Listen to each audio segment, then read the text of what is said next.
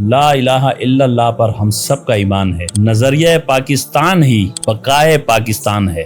یہ نظریہ پاکستان کوئی چھوٹی موٹی چیز نہیں ہے. یہ وہ نظریہ ہے جس کو بنیے نے بنگال میں ڈبونے کی کوشش کی تھی, اور یقین جانیے جتنی اسپیڈ سے یہ ڈبونا چاہ رہا تھا اسی اسپیڈ سے اللہ پاک نے اس کو بلندی عطا کی. یار جس پاکستان میں آج ہم بیٹھے ہیں کوئی تصور کر سکتا تھا 10 سال پہلے, جب FATF کی گرفت ہم پر مضبوط ہوئی تھی, جب ہمارے وزیر اعظم کو برہنہ کر کے چیکنگ کی جا رہی تھی, جب بھر کے پاکستانیوں کو ڈیپورٹ کیا جا رہا تھا, کتنے ہی نادان ہمارے ایسے تھے جو خود کو پاکستانی کہلواتے ہوئے شرماتے تھے. ظاہر ہے گھیرا ایسا ہی تنگ ہو جاتا تھا. تو پھر آتا ہے سال 2025, جب چھوٹے موٹے پٹاخے ہم پہ پھٹنے لگے تو ہم بڑے جذباتی ہو رہے تھے. کیوں نہیں دے رہی ہماری آرمی جواب؟ ایسی کی تیسی کر دو ان کی. شاہین چھوڑو, ان پہ بابر چھوڑو, غوری چھوڑو, ارے غزنوی چھوڑو, اور زیادہ ہی چڑھ کے آئے. تو وہ مرحوم بابا جی کیا کہتے تھے, لو غوری آیا, پھر لے جاؤ نا غوری کو. ہم جذبات میں یہ باتیں کہہ رہے تھے, لیکن فوج تو پھر فوج ہے نا. کیا صبر و تحمل, ایک بٹن دبانے سے ہی بیڑا غرق کر سکتے تھے. پوری دنیا اس بات کی گواہ ہے. پاکستان انٹرنیشنل فورم پہ کھڑے ہو کر بھارت کو وارننگ دیتا ہے, تمہارا ایک جنگی جہاز اپنے ہینگر سے باہر آتا ہے نا تو ہمیں خبر پہنچ جاتی ہے, جب چاہیں اس کو تباہ کر سکتے ہیں. اور انڈیا کا ایئر چیف خود اس بات کو ایڈمٹ کرتا ہے, تسلیم کرتے ہیں وہ. شرمندگی ان کو اتنی ہے کہ کچھ بول نہیں سکتے ہیں, لیکن پھر بھی ہماری فوج کا صبر و تحمل دیکھو. انتظار کیا. اصل میں ہندوستان کی شرارت کو سمجھ گئے تھے. وہ چھوٹے چھوٹے کھلونے جس کو وہ اسرائیلی ڈرون کہتے ہیں ہمارے ڈیفنس سسٹم کا پتہ لگانا چاہتے تھے, اس لیے درجنوں کی تعداد میں چھوڑ رہے تھے. ایک گرنیڈ جتنا تو اس میں بارود ہوتا ہے. گرے بہت ساری جگہوں پر. ہم تو جذباتی تھے نا کہ جواب دو, لیکن فوج تو پھر فوج ہے. فوج نے کہا یہ حملہ نہیں کر رہے, یہ دانا ڈال رہے ہیں. فوج نے دانا نہیں چگا, اور پھر جو ہوا پوری دنیا حیران ہوئی. یہ دیکھے نا اس شخص کو, گاؤں کا دیہاتی ہے, زمین سے ڈرون کو شوٹ کر رہا ہے. پاکستانی قوم ہے یہ الگ بات ہے کہ ہماری قوم کے اندر ایسے بھی لوگ جو بجائے فخر کرنے کے شرمندہ ہو رہے, ہونے دے ان کو. تو بہرحال میں یہ بات کر رہا ہوں آپریشن بنیان المرصوص کی. جب ان کے ڈرون ختم ہو گئے, انہوں نے اپنے ہینگر سے جہاز نکالے, 1600 کروڑ کا رافیل نکالا, تو ہماری فضائیہ ایکٹیویٹ ہو گئی. کوئی ثانی ہی نہیں ہے شاہینوں کا اس دنیا میں. JF-17 تھنڈر, J-10C, میراج جیسے طیارے, رافیل کی پھینٹی لگا دی یار. کہاں 1600 کروڑ, کہاں 28 سے 30 ملین ڈالر. 5 گرائیں جہاز. ہماری عالمی تو 6 کلیم کرتی ہے, ٹرمپ کے تو 11 ہو گئے.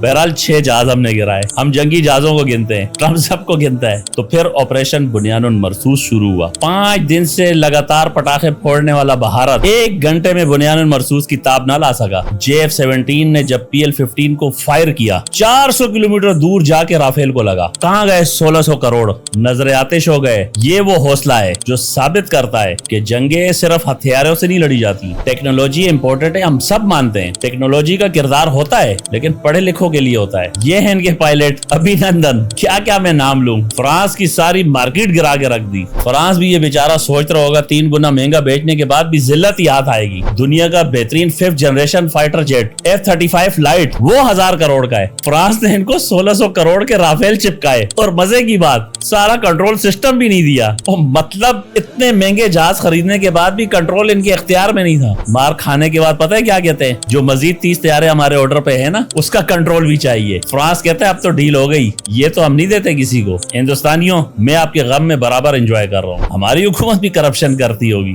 مودی جیسا لیول کسی کا بھی نہیں ہے. تو بہرحال بھائی ہمیں اپنی فوج پہ بڑا فخر ہے. 1 سال مکمل ہونے کو ہے. مارکا ہے حق جو ہم نے جیتا, 10 گنا بڑی فضائیہ. کیا لوہے کے چنے چبائے تمہیں. تو پھر کہتے ہیں نا کہ اللہ جسے رکھے اسے کون چکھے. تاریخ گواہ ہے, اس مملکت خداداد پاکستان پر جس کسی نے بھی احسان کیا, اللہ نے اس کو تنہا نہیں چھوڑا, چاہے اس کے سینے میں ایمان ہے یا نہیں ہے. ایمان والا ہمارا سعودی عرب, ایٹم بم بنانے میں ہماری کتنی مدد کی, آج اللہ نے اس کو کتنی عزت بخشی ہے. ایمان نہ رکھنے والا چائنا, دنیا کی ابھرتی ہوئی سپر پاور, اللہ کے فضل و کرم سے چائنا کے تمام ہتھیاروں کی مارکیٹنگ پاکستان کر رہا ہے. انڈیا کے جب رافیل گرے نا, صرف رافیل نہیں گرے, J-10C اس سے اوپر گیا ہے. چائنا کی تو موجیں لگ گئی. اس مملکت پاکستان کے ساتھ جس نے بھی وفاداری کی, اللہ نے اس کو عروج بخشا ہے. اور یہ ہندوستان جو کہتا تھا ہم پاکستان کے وجود کو تسلیم نہیں کرتے ہیں, جبکہ بھول گیا ہے کہ پاکستان ہندوستان سے پہلے وجود میں آ چکا تھا. ہندوستان کی کیا حیثیت کہ پاکستان کو تسلیم نہ کرے, اس کے وجود کا انکار کرے. آج ہندوستان کا چپا چپا پاکستان کے نام سے خوف کھاتا ہے.